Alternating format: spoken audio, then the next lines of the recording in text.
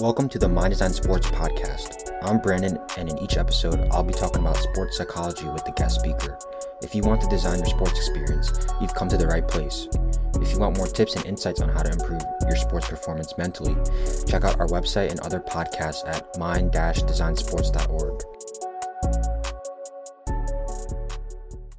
Hello, everyone. Today I'm with Alan Hua, a highly ranked tennis player and a friend of mine from middle school. Today we'll be talking about tennis, Alan's experience with sports and sports psychology, and tips from a high school perspective. Alan, thanks for joining me. Yeah, thanks for having me, Brandon. That was a pretty quick introduction. So I guess you can add on anything that you like, maybe the sport you play, when you started to play, and really whatever you want. Yeah, so I'm a tennis player. I've been playing since I was like 5 years old. My dad got me into tennis from a really early age. Other than tennis, I played soccer a little bit up until sixth grade. But yeah, just throughout my tennis career, my highest rankings have been 8 in the country, 1 in the Eastern section, and I won the national indoor championships in doubles and third place in singles in 2017. Yeah, those sounds like pretty big achievements, but how has COVID-19 affected you? Has it impacted you positively, negatively, or just not really much? Yeah, it was a little bit of an obstacle in the beginning when everything started to get canceled. First tournaments were canceled, and so I took like a 3-month break from January of 2020 until I guess the end of the summer when tournaments were all canceled.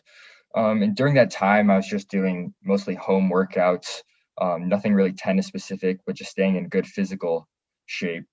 And I eventually reached out to a neighbor who had a tennis court in their backyard, and they let me and my dad go and play. And that's kind of how I battled the COVID situation until practices were back and tournaments were back. Got it. Being such a highly ranked recruit that puts so much time into tennis, how do you manage your time as a student in the classroom as well as tennis? Yeah, so that's part of the reason why I chose to switch to an online school. So I went to a regular school, went to middle school with Brandon up until seventh grade. And then the start of eighth grade, I switched to doing an online school just for flexibility so that I could, get the best of both worlds. So I could, do the best in my education and then, have the opportunities to travel and to have my practices and kind of do both at the same time. But I try to keep both of them separate. When I'm doing school, I focus on school. And when I'm doing tennis, I don't want to let any of the stress or busyness of my school affect that. But my education is definitely my priority. And so when things get busy, I might take a couple of days off of practice and just catch up on my schoolwork. So that's kind of how I manage my time. Definitely. How do you like online school? Not a lot of people know what that is, and everyone usually goes to school, but like starting from eighth grade, how has it like impacted you? Yeah, so online school, pretty much how it works is, I have live classes over Zoom, just like a lot of other people right now with COVID. And we meet twice a week per each class, 1 hour classes. And that I have those scheduled more towards the end of my day because I practice during the middle of the day around 1 to 3 or a little bit earlier. And so pretty much throughout the day, I do my assignments, my schoolwork, like in the morning before practice or in between my classes or at night. So pretty much my day is I have tennis and then I do my schoolwork and my classes anytime that I'm not on the court. That's pretty much how it works for me. Yeah, you kind of talked about like how you kind of operate. So, can you tell the audience like what it really takes, the time you put in to become such a highly ranked tennis player, like what time you wake up, and then like kind of just your day in the life? Yeah, so before when I first started doing online classes in ninth grade, eighth grade, I was playing about 4 hours of tennis. Um, I was playing, like 2 sessions, 2 hour sessions, and then sometimes like, physical training, working on my strength training and endurance and things like that. Right now, I've switched to only playing around 2 hours of tennis a day, some days 3.5 or 4. But pretty much I would wake up around seven, 7 in the morning, 8 in the morning. I'd get some assignments done. Then I have practice around 1 to 3. So I have that block there. And then if I have some other academic things that I have to do, like some SAT classes and things like that, usually that's like from 3 o'clock to 5 o'clock. I have classes in the afternoons around 5, or some classes at even 8 and 9 p.m. And just like I said, in between those times, I'm just doing my schoolwork. Um, and that's pretty much it, eating, my meals and yeah. Yeah, definitely. And do you get a lot of free times? And if you do, like, what does that look like? How do you like de-stress from tennis and like school and like all that stuff? And what would you advise like a younger athlete to do when they have free time? Is it to be on like YouTube all day, or is there something better? Yeah, I mean, I think that's definitely a more like it's a more personal question. Like it everybody has a different way of winding down and things like that. But in my case, free time is definitely limited. Just trying to focus on my grades and focus on my tennis and other things, like SAT classes and things like that. Definitely takes up a lot of my time. So on my free times on the weekends when I don't have tournaments, I like to spend time with my friends, hang out with them. And during the week, I like to wind down at night.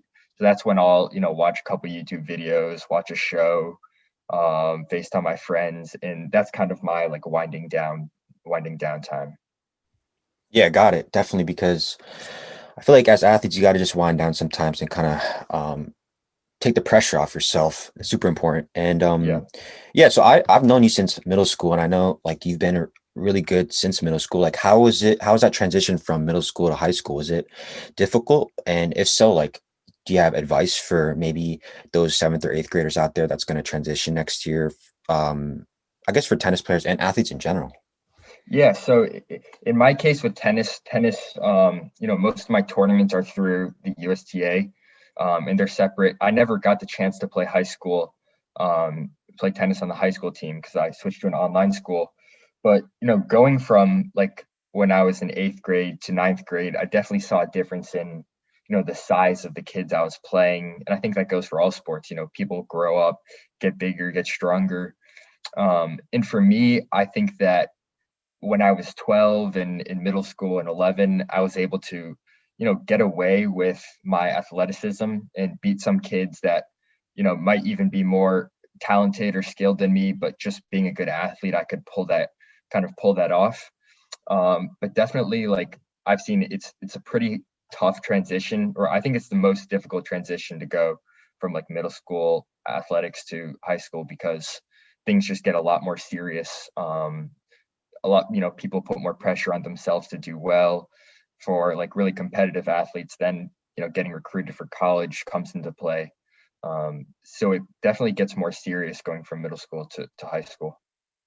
So when you get into like ninth grade, do you play against your age group, or do you play against people in like the varsity like area? How does it work for tennis? Yeah, so for tennis, especially, well, specifically for USTA tournaments, they have a bunch of different age groups. So they have the 12 and under, 14 and under, 16 and under, and 18 and unders. And if you're 12, you can play the 16s, or if you're good enough, or the 18s. But basically, as you age out, when you become 15, then you can only play, the 16s and the 18s. And as you turn 13, you can only play the 14s, 16s, and 18s.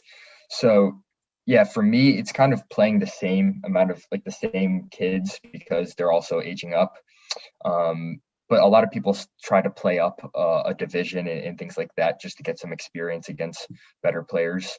So yeah, I would definitely say the people who I've been competing with since I was 12 are, it's still the same people. I still see the same faces at tournaments and things like that.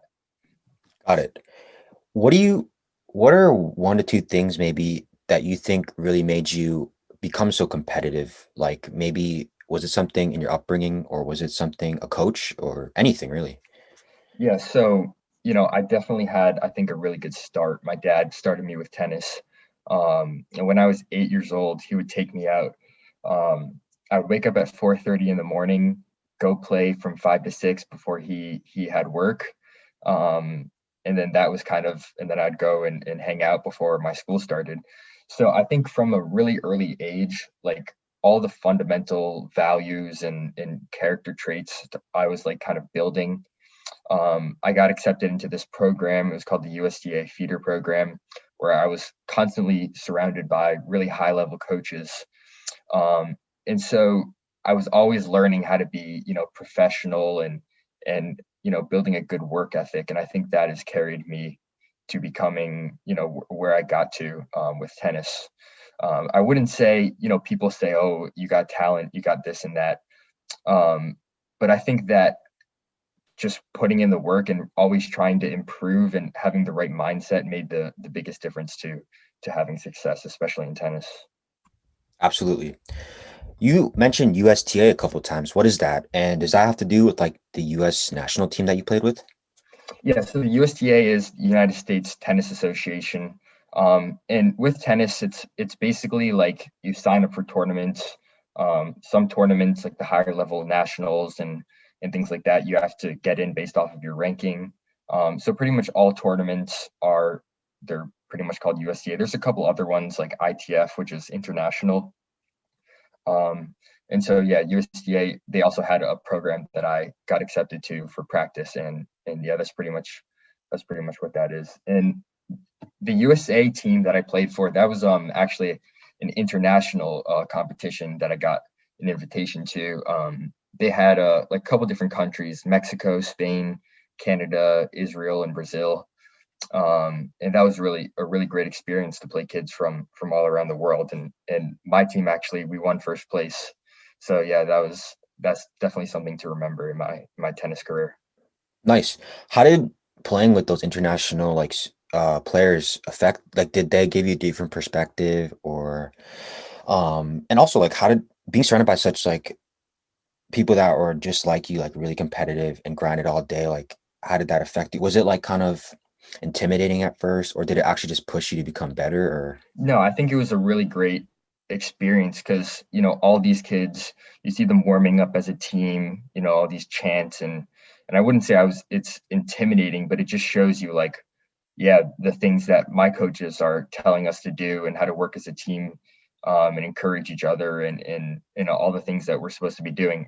These kids from Mexico, Spain, Israel, Brazil, they're also doing the same thing. And so that was just, I think in an environment like that, everyone pushes themselves to be even better. Like you see that team doing well, and then it motivates you to also take your team far. So it was great to just kind of know that, even around the world, all tennis players are kind of in the same boat doing the same thing. yeah, 100%. Does the fame of being like that super competitive athlete that's like ranked and all across the website, like web pages and Google, how does that impact you? Does it get into your head, and does it like kind of boost your ego, or yeah, I mean, um, I've always tried to keep, my tennis life separate from my social life. When I go to practice and I go to tournaments, I see all my tennis friends and peers over there. Um, and people say like, "Oh, weren't you ranked this and ranked that?" But I mean, that's just kind of, I don't take it as like, "Oh, this is so cool. This is great." I mean, this is kind of what I've been working for to get to this sort of level. And yeah, that's just kind of how I take it. It's just, yeah, this is what I've been working for. It's great that, I'm at a high level and I have the opportunity to travel, to go to different places around the country and play tournaments. And yeah, I just kind of take it as like, a grateful opportunity to have all this, that tennis has, given me the opportunity to pursue. yeah, kind of like a question similar to that. So when you get those like really, when you're like ranked pretty high and you see that, and people always like ask you, how do you not get complacent? How do you be like, oh, since I'm a 4 to 5 star athlete, I can slack off now and I could take it a little easy on myself? Um, you know what I mean?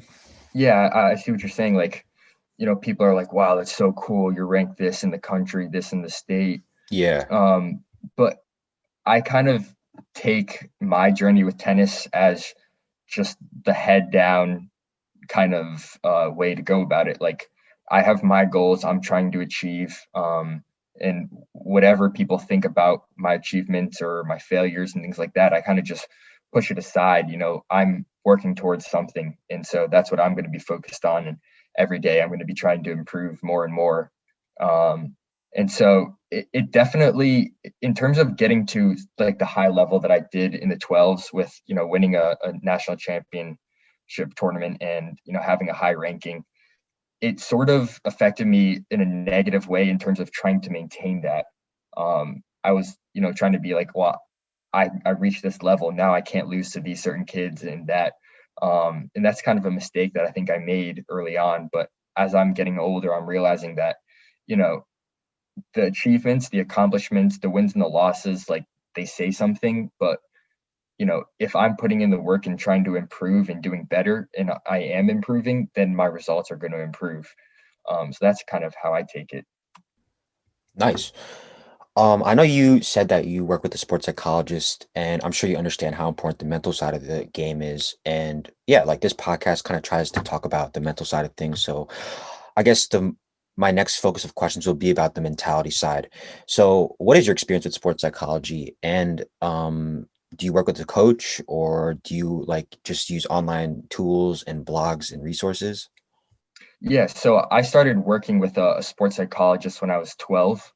And that's when I reached like my highest achievements in tennis.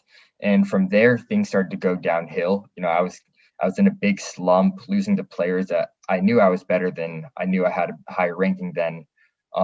It was just like a kind of confusing thing. It's like I've been working for this. I'm working even harder and harder. Why is my performance going downhill in matches, and why am I not improving? And so I started working with that sports psychologist, um, and we have calls, and I follow his program. His program lists a lot of information. He has a couple books, but then also the things that I'm supposed to be doing on court to perform my best, and on practice, to perform my best. And that stuff is in terms of routines, what I'm doing on the court, how I'm reacting to my mistakes, and then my mindset, like how am I thinking? Is this the best mindset to have if I want to perform my best or improve the fastest? Um, and so, yeah, it's been 4 years since I started working with that sports psychologist. And then only now when I'm 16, I feel like it's starting to all come together, and I'm starting to really understand, how to go about sports psychology and being mentally fit and tough to, make the biggest improvements that I can and to perform my best. So looking back at it, what do you think caused your slump? I mean, everyone goes through a slump, but sometimes it's kind of difficult to find like that pinpoint of what caused it. And I'm sure like whatever caused that, I guess a lot of younger athletes also probably do as well. So what was it? Do you know? Yeah. So for me, what happened was I felt like in the 12s, like I said, I got away with a lot of wins based off of being a good athlete, being really athletic and getting to as many balls as I can, and just putting one more back in the court. But something that I've always struggled with in tennis, and I still struggle with today, is just dealing with fear. I would get on the court, and in practice, let's say on practice, I'd be loose and free and go for my shots, and everything would kind of work well. But then when I get into a match, I get super scared. I don't really want to go for this. I just get, tight and tentative and not really committed to my performance.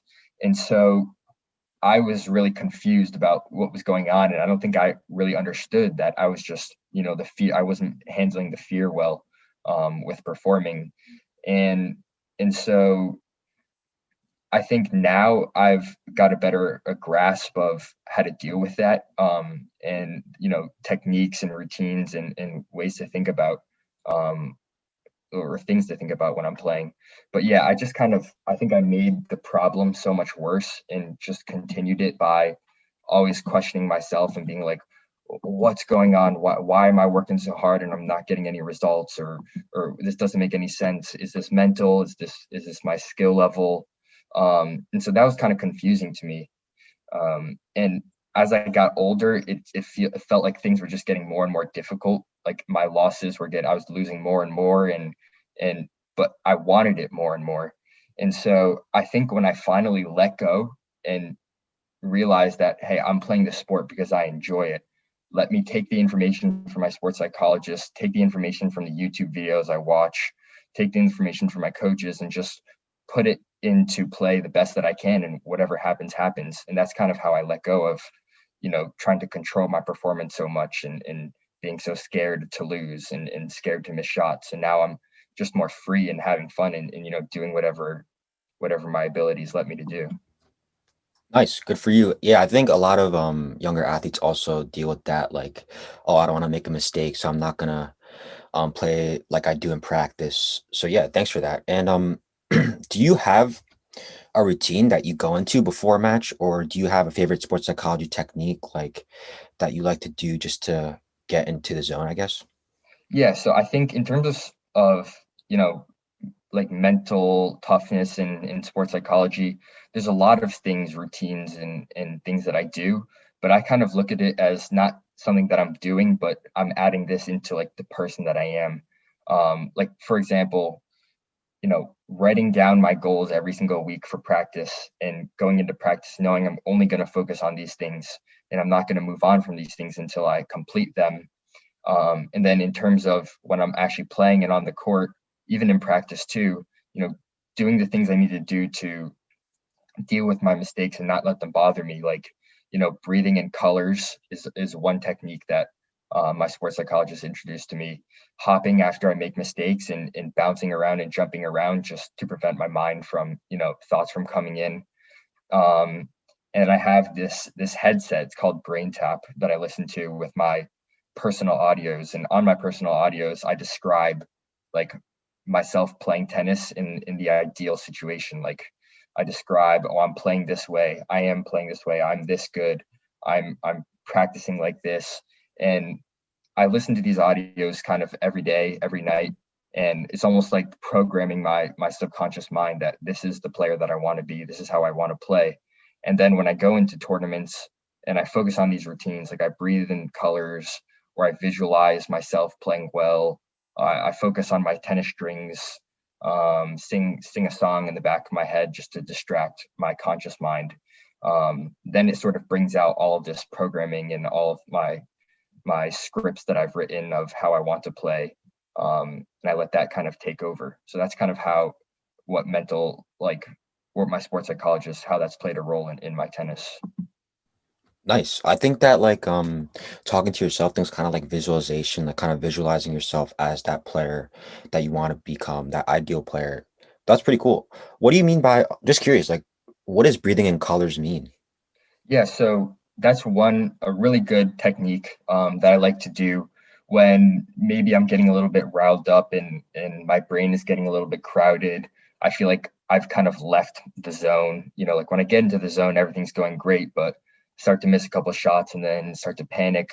So what I do is I pick the color blue, and that color symbolizes confidence, being relaxed, refreshed, having a clear mind and energy, and just being pumped up. And so I close my eyes and I pretend, breathing in that color. And then I associate a different color. I use purple as all those negative thoughts and emotions and the fear and the stress. And then when I'm exhaling, I'll exhale out that color. Um, and I think that what it does is when I'm playing tennis and I start to make all these mistakes and I realize that I'm playing bad, I start to just crowd my brain with all these thoughts and things like that, and that prevents me from playing my best. But when I focus in on something like that, on feeling good, absorbing, just positive energy and that, then I kind of I'm able to bring myself back to getting into the zone and playing my best, without any thoughts in my head and no distractions. Nice. Yeah, I love that colors idea, and I think it's super effective. With your time, like 4 years as working with a sports psychologist, how has that built you? How has it built your character? Has it like taught you any lessons, maybe off the court? Yeah, just as you as a person.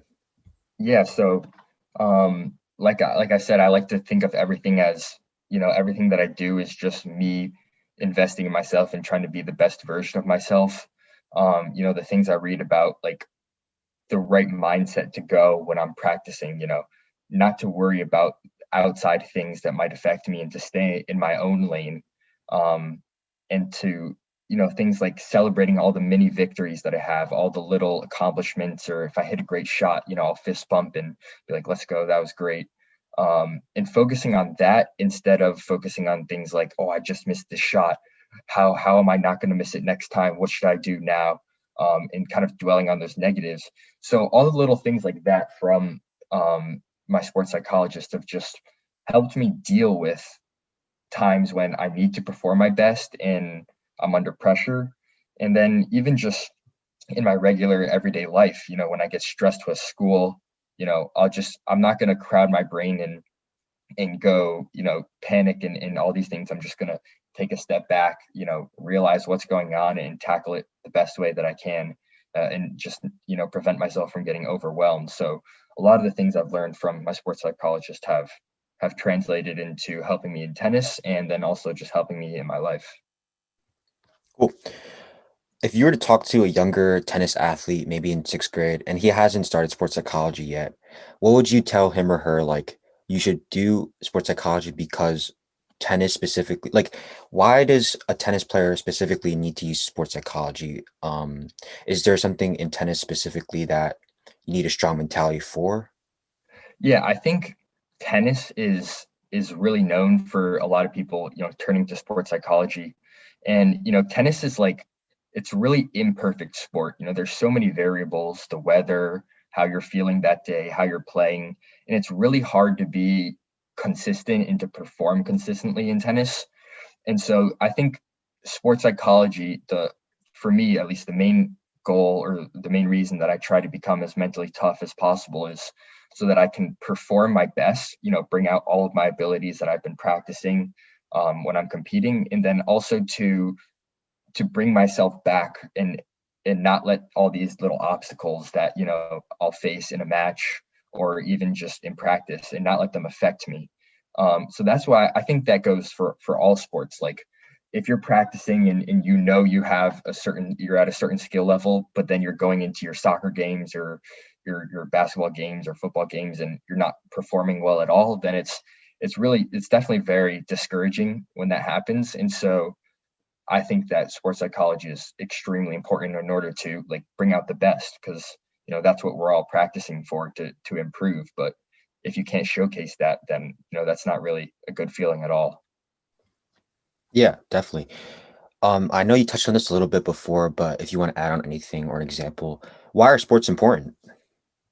Yeah, I think sports, especially playing sports at a competitive level, just prepare people for, not that it can prepare people for like future challenges that they face in their life, but also just build all of these great qualities that you're going to use in the rest of your life.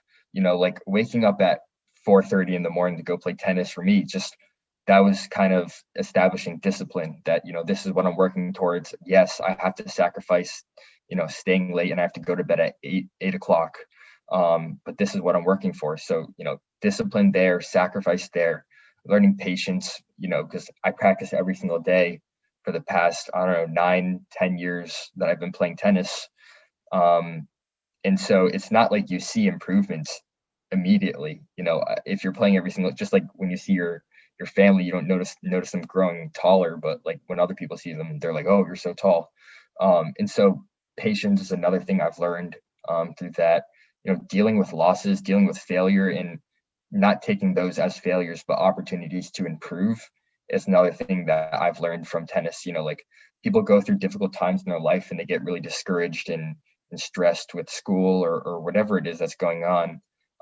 But really, if you look at that in a form of what can I learn from this? How can I prepare myself better for future challenges? What can I learn from, improve from this, or how can I be better next time?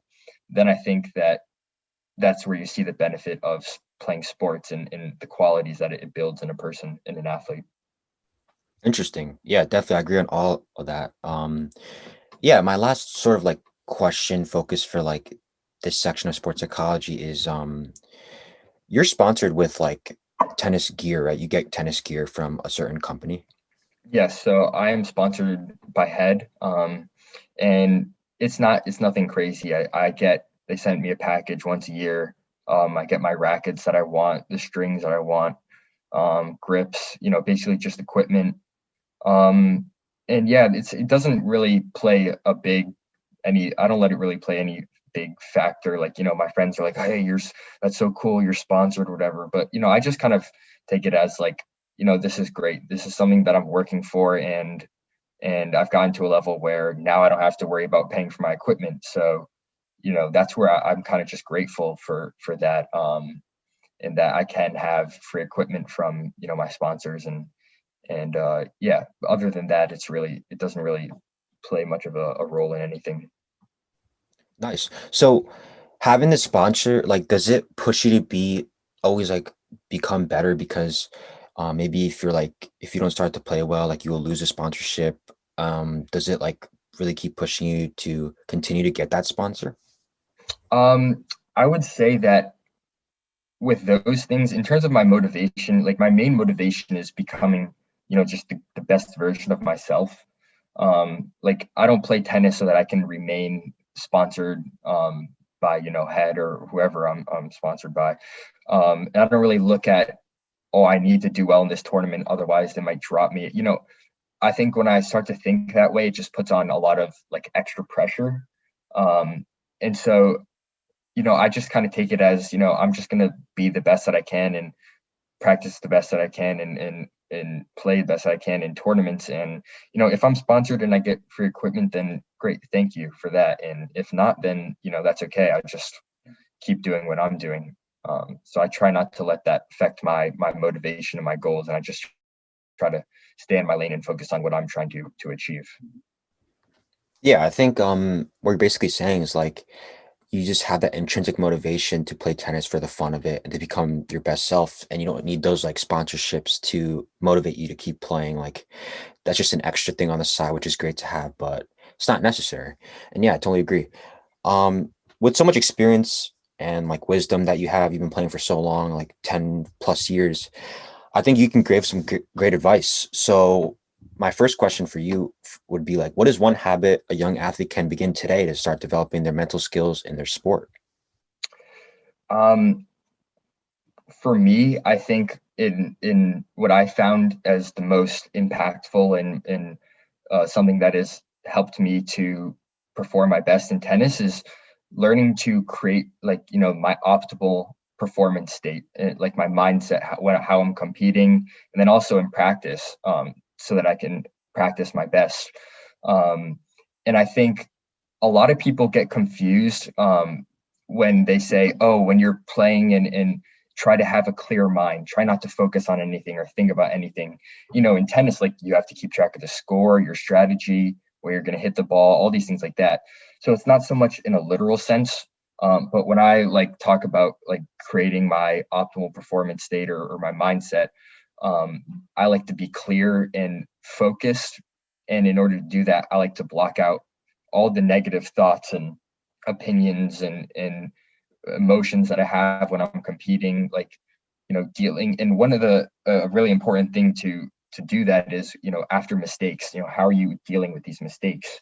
Are you going to dwell over them and be like, oh, I can't believe I just missed this. What if I miss it again? Or are you going to move on and go back to what you were doing and not let that affect you?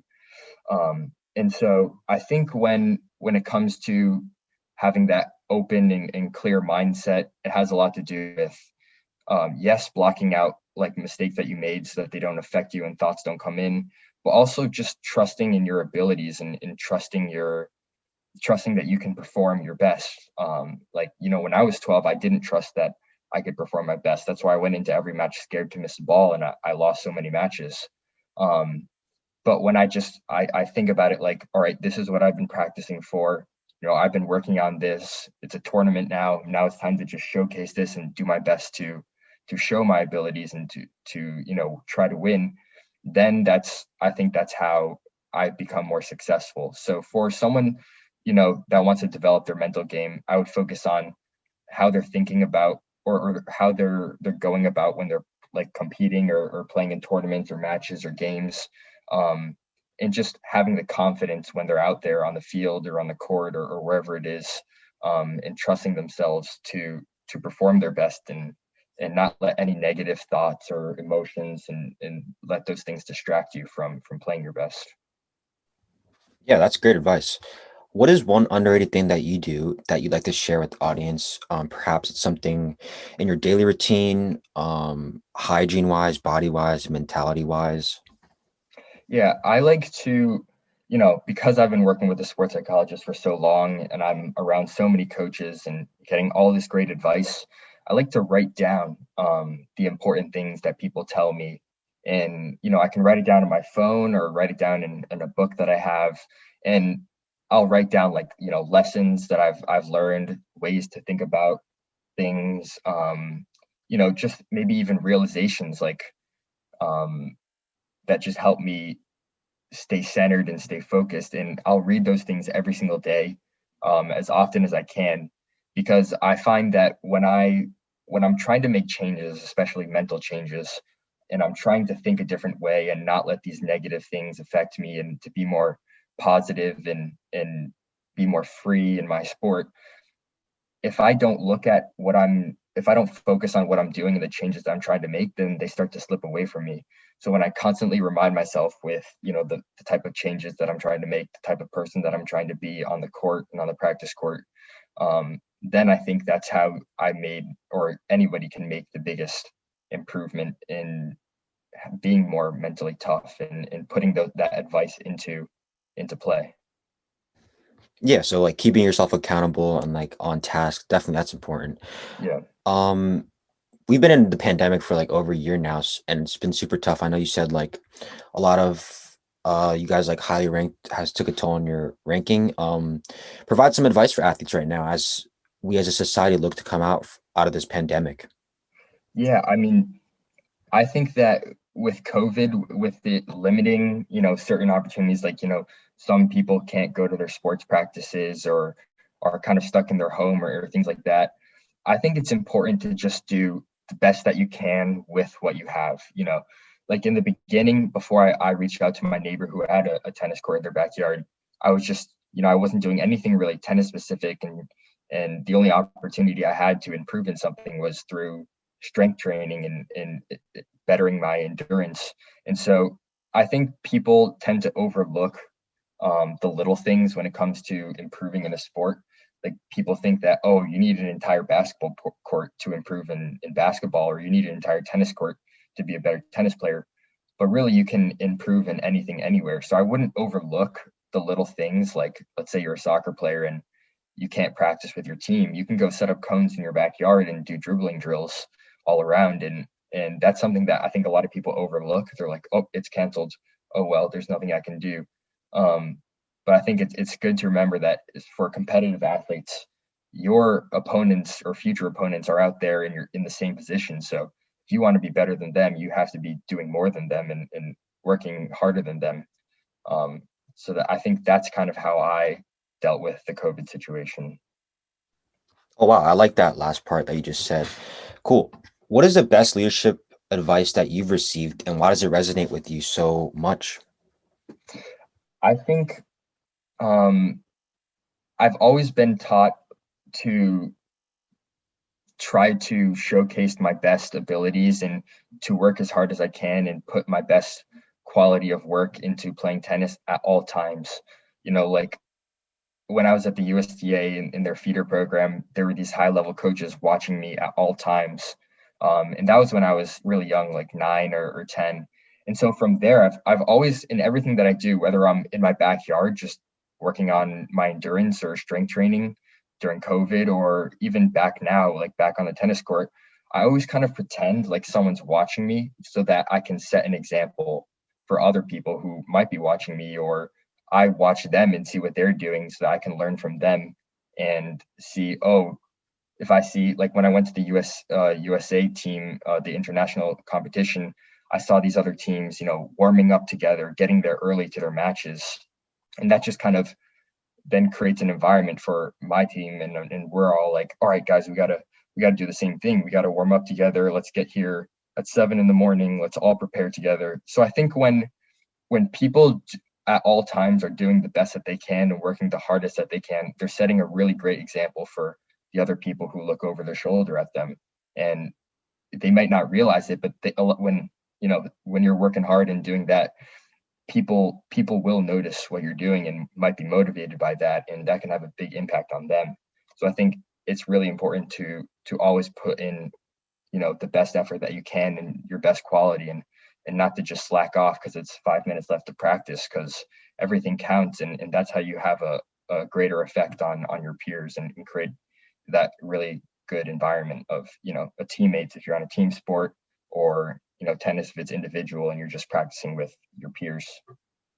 100%. I think that kind of connects to the quote, like, integrity is doing the right thing even when no one's watching, always pushing Right. yourself, even when there's 5 minutes left on the clock and you feel tired, but always trying to do extra and push yourself. So yeah, my last question is just, what is on the horizon for you? What is some goals you're trying to do? What are you trying to achieve? What's your ultimate goal? Yeah.